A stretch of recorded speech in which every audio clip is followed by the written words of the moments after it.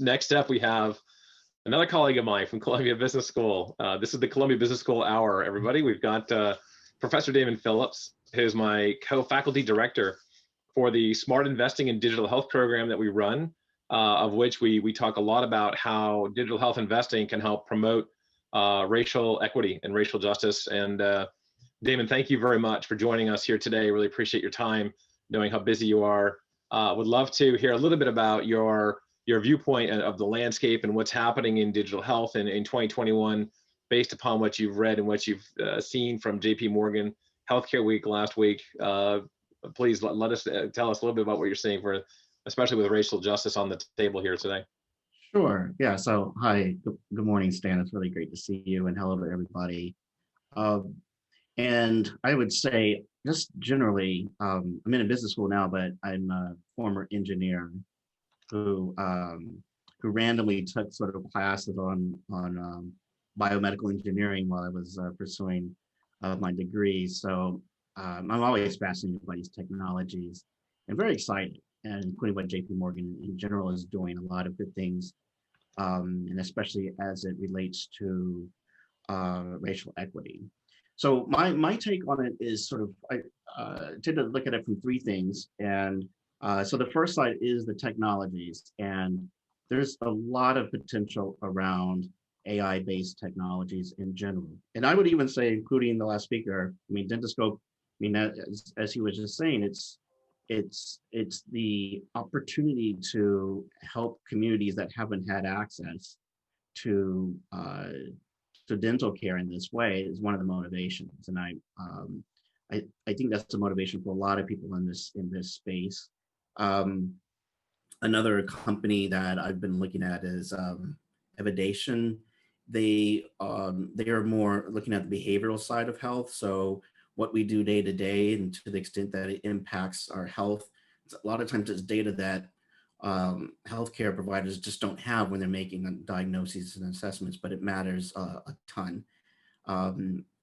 So there are a lot of things, but that's sort of one of the three things. I think the other two things, when you talk about racial equity, one is we generally don't have as much data on underrepresented groups as we do for others, and so there are people who are working on, like, comes to mind as this partnership. I mentioned Evidation because they're also in a partnership with USC and RAND around collecting data on all types of Americans from all different backgrounds. And the idea is to have to give the community a better database to work from, because often, as many of you know, one of the challenges is actually having an appropriate amount of data to, if you're going to build an AI and you don't have representative data, it's going to limit the AI. So technology and data, and then the other is access, which is more something, a space where you're going to see public-private partnerships or nonprofits. But of course, if you don't have internet access, or it's not good enough quality, then all the great technologies that we're working on will fall short.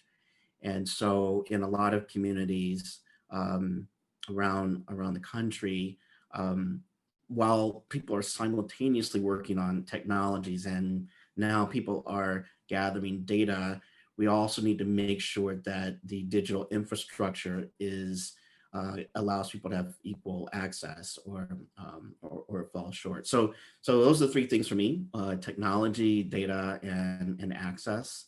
When I think about this, that said, I'm optimistic. I think we have a much better approach, and I think we're more wide-eyed about what needs to be done, and understanding how we can tackle it. That's fantastic. Thank you very much, Damon, and looking forward to teaching with you this semester and the Smart Investing in Digital Health program. Again, for anyone interested in certifying in smart investing in digital health, let us know. Please do get in touch with us, and we'd love to see you in the program coming up in later up in March.